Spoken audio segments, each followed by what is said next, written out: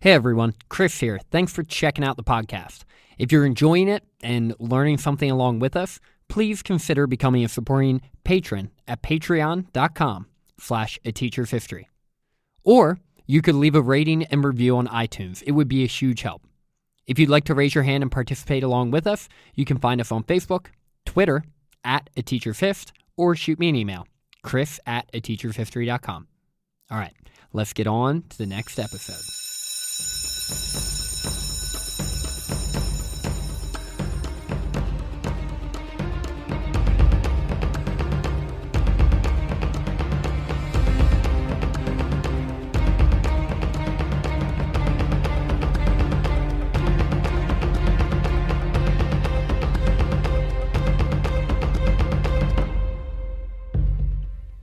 Hello, and welcome into A Teacher's History of the United States. Thanks so much for joining me again today. Did you know that former President Thomas Jefferson tried to reignite the friendship between Madison and Monroe after the election of 1808? And that Madison and Monroe were both publicly and embarrassingly duped by a con man in an effort to justify their calls for war. And that Madison pushed for Congress to declare war on Britain the same month that Britain finally agreed to lift their orders in council, which would have likely avoided war altogether. Did you know all of this? Maybe, maybe not. Get your notebooks out because today we will cover that and more in episode 99, Madison and Monroe Push for War. All right, everyone, welcome into episode 99. Today is the episode that we get ready for the War of 1812. By the end of today's episode, the United States of America will have declared war on Britain, and it will be on. Before we get into that, a couple housekeeping things real quick. Loyal listener and patron Norm pointed out to me on Twitter from the episode 98, I believe, I mentioned that Madison and Monroe faced off against each other for the U.S. House of Representatives in Virginia in 1793. And I'm not sure why I said that, because it was definitely the election of 1789. So Norm, thank you for pointing that out. So Madison and Monroe faced off against each other in 1789 and then again in 1808. Additionally, I was listening back to episode 98 again the other day, and there was a lot of information in that episode, and I felt like maybe it was a little bit confusing, especially with what was going on with Britain and France. So I want to just take a moment here and remind you what is going on with Britain and France and why it's impacting the United States so much, and I think that will lay a lot of groundwork and provide context for our episode today. By 1806, Napoleon of France was master of Europe. He was controlling all of Europe. He had effectively locked Great Britain out of the continent of Europe. After the Battle of Trafalgar in 1805, that really ended any thoughts of an invasion of Great Britain, though. So, Napoleon knew that Britain had significant strength commercially through their navy and through trade. So he resorted, instead of invading Great Britain, to a policy of economic warfare in what became known as the Continental System. This was a way to try and choke Britain out and maybe bring them to the table for peace negotiations. In response to a British order in council in May of 1806, and this order in council that Britain passed in May of 1806 had declared that all ports from Brest to the Elbe be under a state of blockade. And in response to that, Napoleon issued the Berlin Decree that following November 1806, which forbade French, Allied or neutral ships to trade with Britain. By this, Napoleon hoped that he would destroy British trade. If Britain was going to blockade Europe from him, then he was going to not allow any ships to trade with Britain. So he hoped that this would disrupt their trade, limit its growing industrial expansion, etc. Of course, once again, also hoping that this would bring about a peace settlement potentially. Following the Berlin Decree, Britain responded with more orders in council. Over time, they have a whole bunch, but in 1807, January 1807, and then November of 1807, what they did is they extended the range and scope of the blockade instituted the previous year in the Orders in Council of 1806. These orders in 1807 forbade French trade with the United Kingdom, its allies, or neutrals, and instructed the Royal Navy to blockade French and Allied ports. This order required all shipment to stop in English ports to be checked for military supplies that could have aided France. Ships that did not stop to be checked at English ports were liable to British seizure. Napoleon, hearing that the blockade had been extended to all French ports and that all ships were going to be seized if they didn't stop through British ports first, retaliated with the Milan Decree of 1807, which declared that all neutral shipping using British ports, which the British demanded they do, or paying British tariffs, which the British demanded they do, were to be regarded as British and seized. So, as you can see here, Britain and France have been going back and forth. Now, what does this mean for the United States? These orders in council and the Berlin and Milan Decree were, at least on paper, supposed to hurt, France was supposed to be hurting Britain and vice versa through these. But what ended up happening, and one of Madison's biggest arguments and Monroe's biggest arguments, is that these were actually hurting the United States of America considerably. Right? England had blockaded Britain had blockaded all of Europe and was limiting any trading with France and really any other country, and France was trying to do the same thing. So that's sort of where we are as we begin episode 99 and we move closer and closer toward a war. Now, we left off episode 98 with James Madison coming to terms with the reality that he was going to choose James Monroe for his Secretary of State. And the choice of James Monroe for Secretary of State was an interesting one. Up to this point in American history, 2 men in a row who had served as Secretary of State became president, and 2 more, the 5th and 6th president, Monroe and JQA, will also have served as Secretary of State, but we'll get to them in future episodes, of course. But the choice of Monroe for Secretary of State didn't happen overnight. Since the election of 1808, former President Thomas Jefferson had been hoping to bring the two back together and once again consolidate power in the Republican Party. Soon after the election, Jefferson traveled to Monroe's home. He offered the governorship of the Louisiana Territory to Monroe, but Monroe respectfully turned it down. He thought that he had earned more than that. Monroe explained to Jefferson that he would be willing to work for Madison's administration, but he would have to answer directly to President Madison. Later, in a campaign speech, Monroe spoke highly of Madison and expressed confidence. This is when Monroe was running for the Virginia House of Burgesses. He expressed confidence, albeit maybe a bit conditional, in Madison's abilities to lead the nation as our 4th president, proclaiming that, quote, "I have always been a Republican. I have fought and bled for the cause of republicanism. Mr. Madison is a Republican, and so am I. As long as he acts in consistence with the interest of his country, I will go along with him. When otherwise, you cannot wish me to countenance him." Like I said, this was a conditional statement of support, but a statement of support nonetheless. 1 month later, James Monroe traveled to Washington, D.C. to speak with President Madison, the first time the two had spoke face-to-face in 2 years. Over time, they began to rekindle their friendship. Monroe, like I mentioned, serving in the Virginia House of Burgesses, eventually began to seek a more prominent role in national politics, and President Madison helped him out. He appointed Virginia's current governor to be a justice in an open judicial post, and that opened the governorship of Virginia to someone else, an opportunity that Monroe jumped at. After Madison had fired Robert Smith on April Fool's Day, 1811, he, like I mentioned at the end of last episode, had his eyes set on James Monroe, writing to him directly asking him to take the position.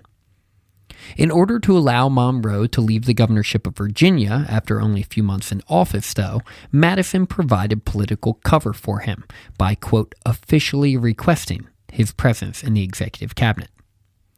When Monroe arrived in D.C., the two picked up their friendship right where it left off. I think it's likely that Madison was not only looking for someone to do the job well, which he certainly was, especially after the disaster that Robert Smith was, but he was also looking for a friend and a confidant in office with him. With former President Thomas Jefferson totally checked out of politics and putting his feet up at Monticello, Madison needed Monroe, both professionally and personally. At this point, in the spring of 1811, over 1 year before any declaration of war, the U.S. was not on good terms with either France or Britain.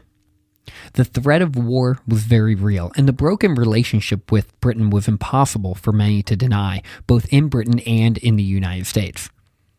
The Federalists at this point were concerned. The last thing they wanted was a conflict with Britain. The trade restrictions over the last 4+ years had crippled their businesses and their income, and they needed something to be done about it. They had little confidence in Madison to actually fix the problem, and they demanded that he reach out to Britain to try to come up with some type of solution sooner rather than later. Some, though, understood that war may be necessary. Henry Lee explained this in a letter to Madison, where he said that war may be better than, quote, this state of semi-war. Monroe shared the sentiment, telling Madison one day that, quote, war, dreadful as the alternative is, could not do us more injury than the present state of things, and it would certainly be more honorable to the nation and gratifying to the public feelings. If, in the end, there were circumstances that could not be overcome, the public needed to know, and they needed to know why. This uncertainty that both the public and the politicians in the United States and Madison had been sort of floating in was awful, and no one wanted to continue with it. In that same letter, Henry Lee then later explained that the semi-war was hurting them almost as much as war itself, and ended his advice by recommending that Madison pick a side and go with it, saying, quote, take us out of this odious condition by restoration of amity or by drawing the sword. It was by this point that most expected war, and the Republicans were pretty open to the idea. But in true Republican fashion, it needed to be the representatives who voted for war, not overtly demanded by the executive. By the fall of 1811, James Madison was still considering what to do next. He was open to receiving any overture from Britain with warmth and still entertained the prospect of peace. On top of this, rumors of an illness falling over King George gave Madison some hope. Hope that maybe the moderates in Parliament or the Prince Regent would be willing to compromise. But while he was publicly putting on a face of indecision, those closest to him expected and predicted war, and believed that was the direction that he ultimately recognized the U.S. needed to move in, with both James Monroe and Dolly Madison writing to this effect in private letters. Madison returned to Washington, D.C. in the fall of 1811, hoping he would be able to do something to avoid this war while also figuring out a way to solve the trade crisis. But after a short time, he was reminded that it probably wasn't going to happen. See, there was a new group of freshman congressmen who had been elected the year prior, originally in 1810, but were now starting to really stir things up. They were fully in support of pursuing war with Britain if there were no other reasonable, practical options. In fact, some of them were so determined that their critics gave them the nickname War Hawks. They were led by a couple men that we will come to know very well throughout this podcast, Henry Clay of Kentucky and John C. Calhoun of South Carolina. Clay was a 34-year-old politician who was elected the Speaker of the House, and Calhoun was a loud, powerful, opinionated, and passionate 29-year-old. With these powerful and energetic voices behind war, Madison was preparing to announce that the U.S. was determined to go to war with Britain. So here we are in the fall of 1811, and Madison is basically ready to demand some type of declaration for war. So he ran this idea by his cabinet member, Albert Gallatin, Secretary of Treasury. But Gallatin gave Madison second thoughts. Gallatin explained to Madison that war was going to be incredibly expensive and difficult to properly prepare for. Additionally, once he announced war, it would be on. Britain would waste no time coming after American ships in every corner of the world. Madison needed to be more thoughtful and intentional about protecting his own. After realizing that Gallatin was right, Madison decided he would begin to discreetly prepare the country for war without making any public announcement. Yet. Madison told Congress that he was building up maritime defenses. He then asked Congress to make provisions for filling the ranks of troops. He asked for a volunteer corps of militia. It was clear that Madison was preparing for something, but members of Congress weren't really sure exactly what that was. An invasion, maybe? Canada? No one knew. But it was clear that conflict was likely on the horizon at some point. Madison then recognized that if they were to go to war against Britain, it would likely bring them into conflict with the Native Americans in the West as well, specifically the Wabash Confederation, which, in his opinion, had come under the influence of a Native American named Tecumseh from the Shawnee tribe. Tecumseh's brother, Tenskwatawa, nicknamed the Prophet, had been urging his followers since 1805 to turn against all things westernized, or in other words, all things American.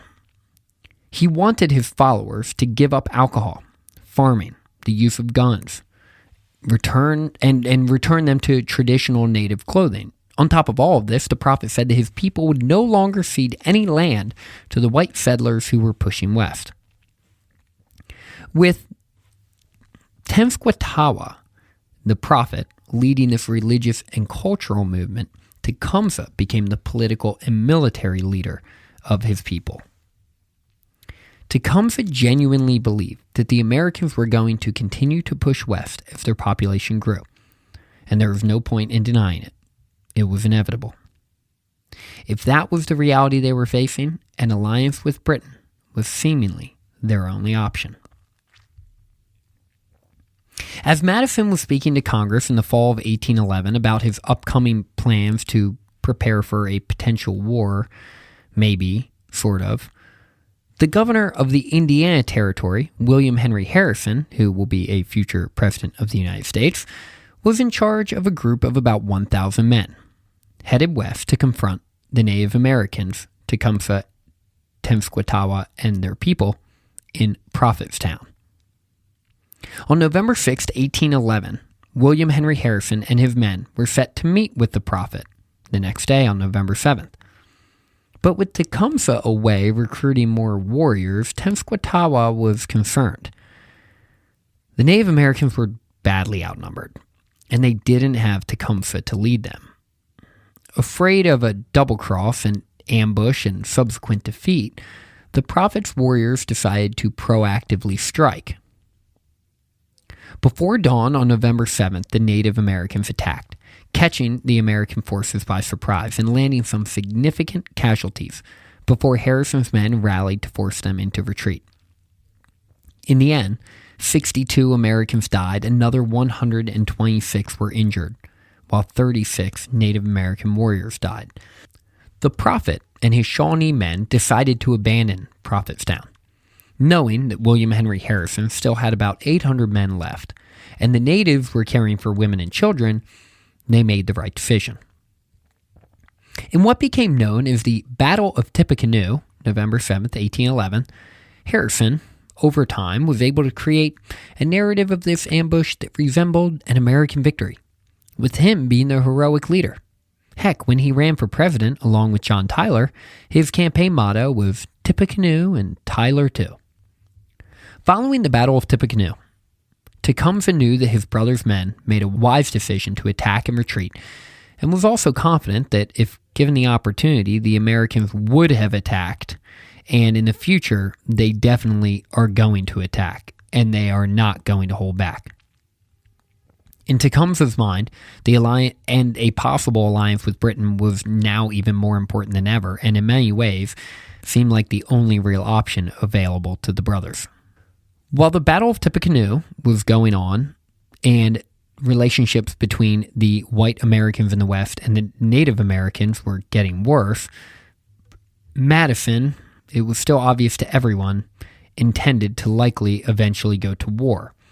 He just didn't know how or when. And it wasn't just a Madison thing, the desire to go to war with Britain. A lot of people were on board with the idea of going to war with Britain. Heck, according to one newspaper in Philadelphia, even many Federalists were beginning to get on board with the idea. Madison had more support at this point than he felt like he ever did. He gave Britain a hard line in negotiations while also an opportunity to avoid conflict, something we'll talk about in just a moment. But he knew full well that they likely wouldn't even entertain the Americans' demands. While many individuals and states were enthused about a potential war, members of Congress, though, did not take any direct action toward war in the fall of 1811, and this made things tricky for Madison. He had threatened force toward Britain because he really didn't have any other option. Meanwhile, though, there was nothing specific or threatening that was pushing the American people or their representatives toward war in the immediate future. If you're a politician, it is ideal to have some type of political cover when casting a vote to put your country into direct conflict with an enemy.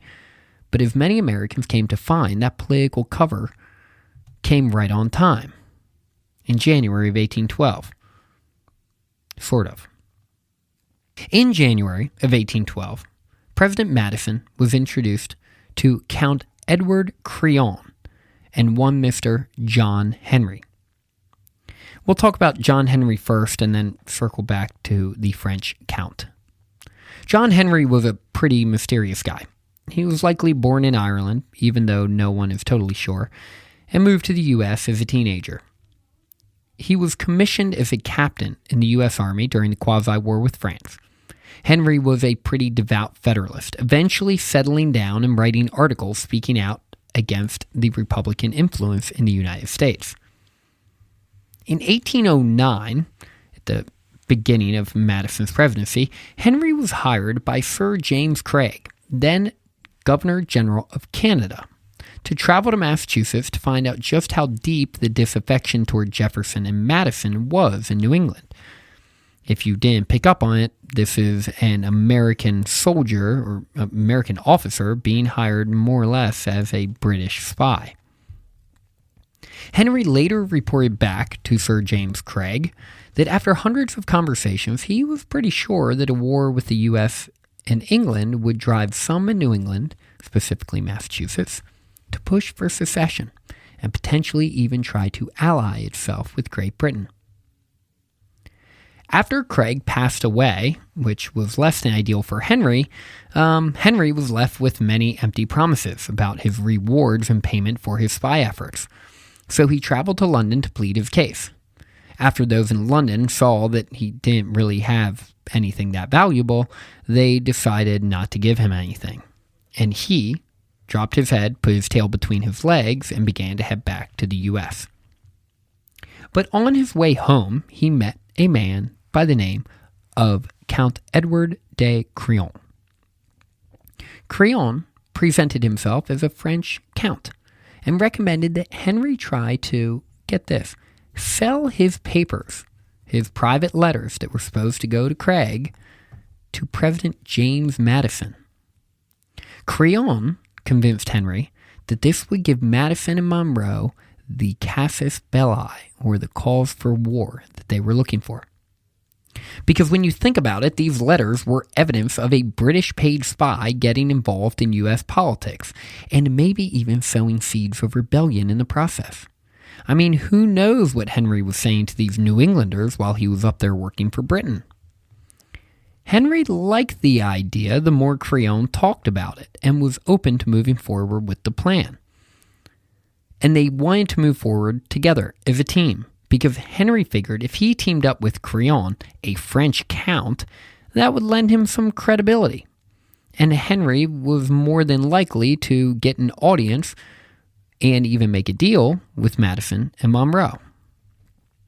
Crillon said that after he threw around his political capital on Henry's behalf, they would split the proceeds of whatever they sold the letters for.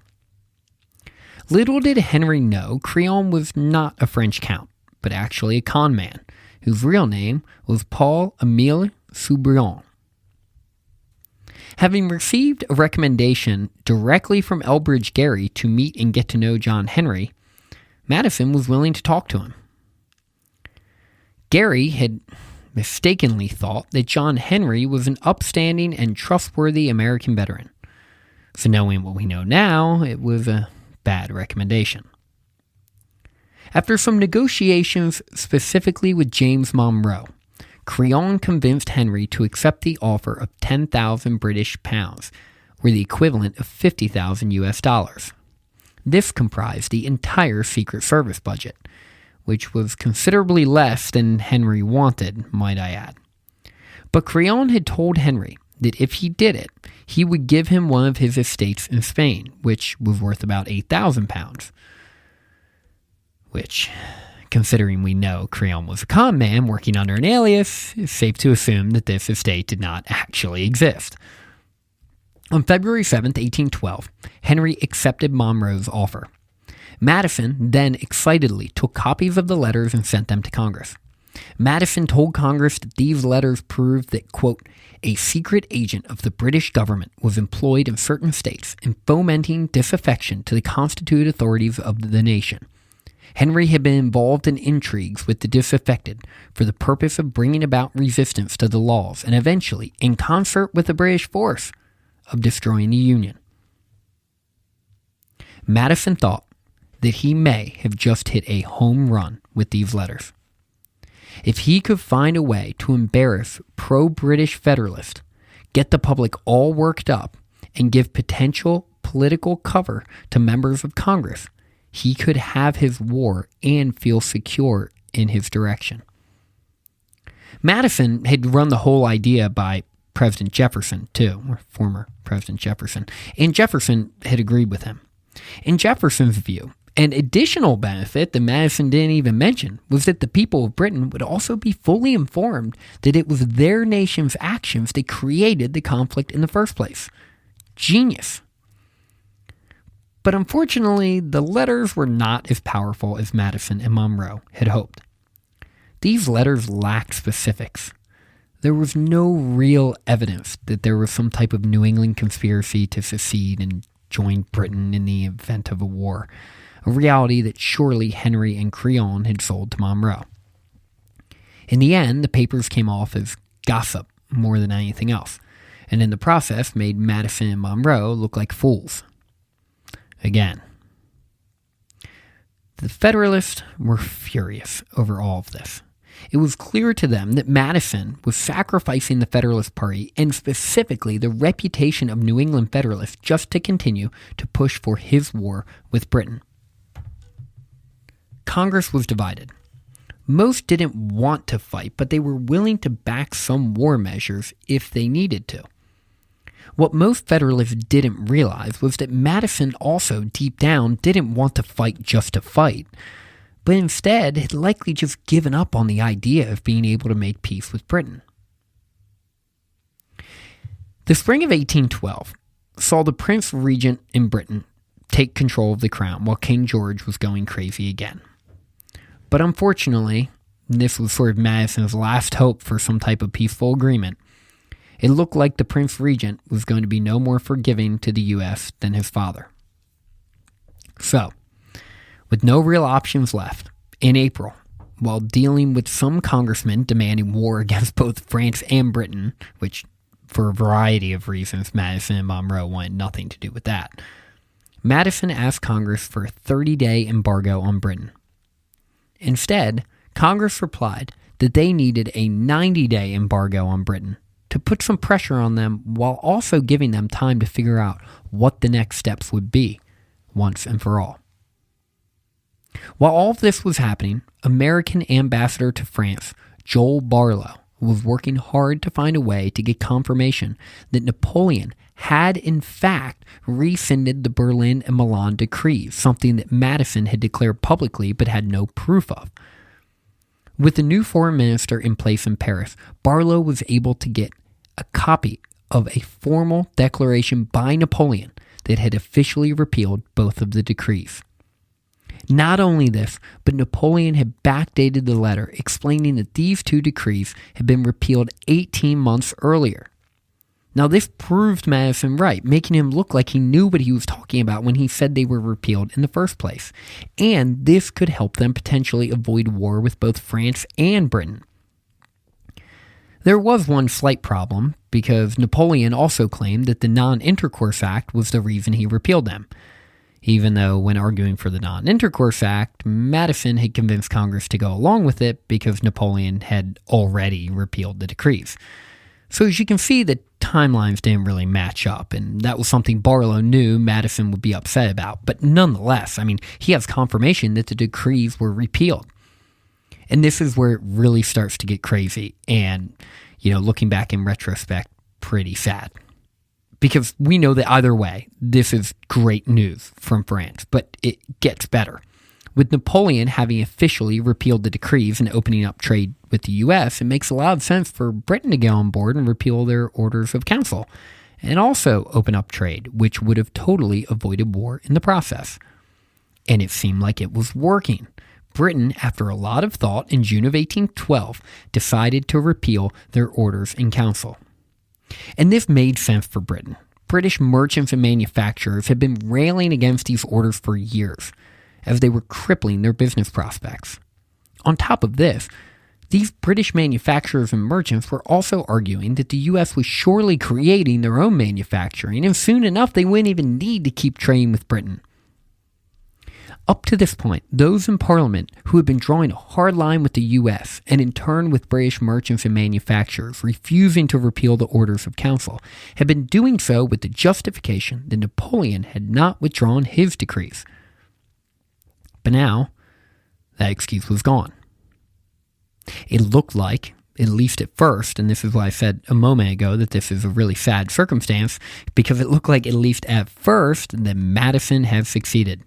Napoleon repealed his decrees, and all signs pointed to Britain doing the same, which they eventually did in June of 1812. James Madison was a political genius. But not so fast.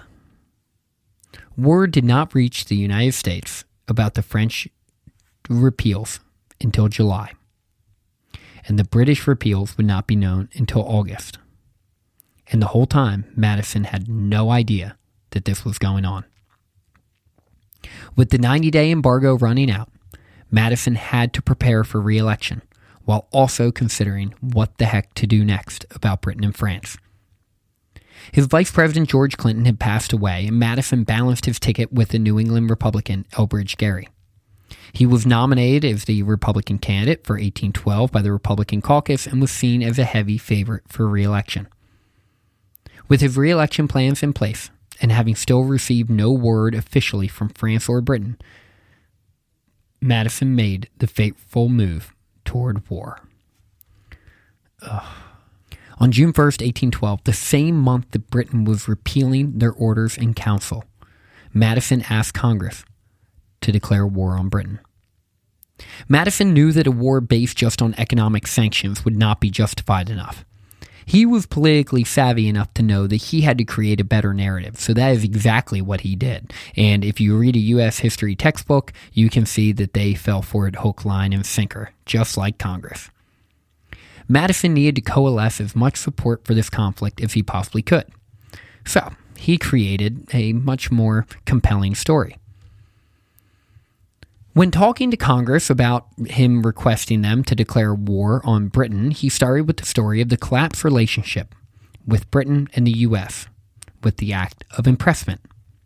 He argued that, quote, thousands of American citizens have been torn from their country and from everything dear to them, forced to risk their lives in the battles of their oppressors and to be the melancholy instruments of taking away those of their own brethren.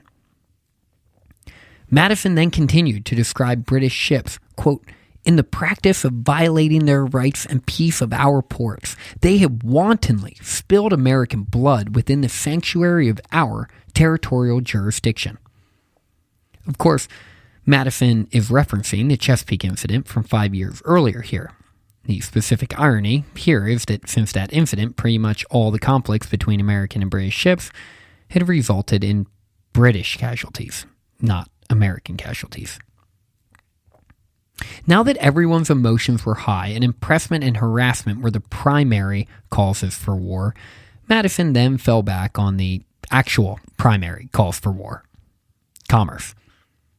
Madison continued, claiming that the blockades Britain had passed had crippled American shipping. Their orders in council, which were supposed to be a war measure against Napoleon, had actually worked directly against the U.S.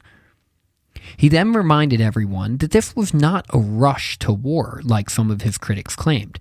He had been working for literally 3 years to try and find peace with Britain and open trade up again. It wasn't for lack of effort. It was for lack of cooperation and genuine intent from the British. He then began to speculate a bit, arguing that the Native American attacks in the West were probably both supported and prompted by the British, even though he couldn't prove it. In the end, Madison, the political maestro he was, had painted a picture that left almost no option in the minds of some except for going to war. In the narrative he had created, the U.S. had done everything they could to maintain a peaceful relationship with Britain. Britain, on the other hand, was literally doing everything they could to avoid that peace while simultaneously taking advantage of the U.S.'s political, economic, and military vulnerabilities and weaknesses. Madison declared that, quote, "We behold on the side of Great Britain a state of war against the United States, and on the side of the United States, a state of peace against Great Britain." Madison then challenged Congress to use force to counter Britain's actions. For 17 days, Congress debated whether or not they should go to war. Eventually, the House of Representatives voted in favor of the war, 79 to 49. When examining the votes, though, it was clear that the United States, at least politically, was divided based on regions. The South and the West were much more enthusiastic for conflict than the North was. Also, since the Three-Fifths Compromise had provided representation partially based on the slave population, the South was able to throw some considerable political weight around. Because the Senate was equally represented in each state, the vote was much closer, 19 to 13. Still in favor of war. Madison received news of the votes in the House and the Senate, and Madison signed the war resolution on June 18, 1812. It was official. The United States was at war with Britain. As you pack up your things, I'd like you to once again consider just how much the inconveniences of communication impacted political relations at this time. James Madison and the United States ended up declaring war on a nation that was acquiescing to their demands that same month. Both France and Britain had backed down. Madison and the U.S. had won their stare down. They just didn't know it. To make matters worse, something that we'll cover in a later episode, an entire battle was fought during this war after the treaty was signed to suspend conflict, another casualty of slow-moving communication. Another thing to consider as we enter the War of 1812 in this podcast are the changes that have happened in the White House itself, specifically the actions and attitude of the Commander-in-Chief, President James Madison. Madison was always considered the little man with a big brain. When it came to political theory, he was second to none. He was the brains behind the Republican operation and, to a certain extent, the Constitution. But his 4 years in the White House had clearly changed him. Whether you think it was for better or worse is up to your discretion. The man who always tried to find common ground with political opponents, looked for compromise, and was deferential at times, that, even though maybe he needed not to be, he had found a new confidence within himself. The stress and ongoing economic and political conflicts had opened Madison's eyes to the reality that international politics, well, isn't always practical, easy to justify, or amenable to rational outcomes. With this in mind, Madison dug deep and learned time and time again the value in just taking action. Sometimes you have to stick your neck out, take a risk, and act first. This had bitten him in the butt a few times during his presidency, but what he had come to learn was that while the risks don't always pay off, the inaction was far more harmful. Next week, we will begin to set the scene for the War of 1812. I can't wait. Also, episode 101 will be the Q&A with me, Zach, and Bill. And Vac and Bill will be joining us quite often after that as we talk about the War of 1812. I know you guys miss them. Thanks for listening, and hopefully now you can take pride in knowing just a little bit more about the history of the United States. Class dismissed.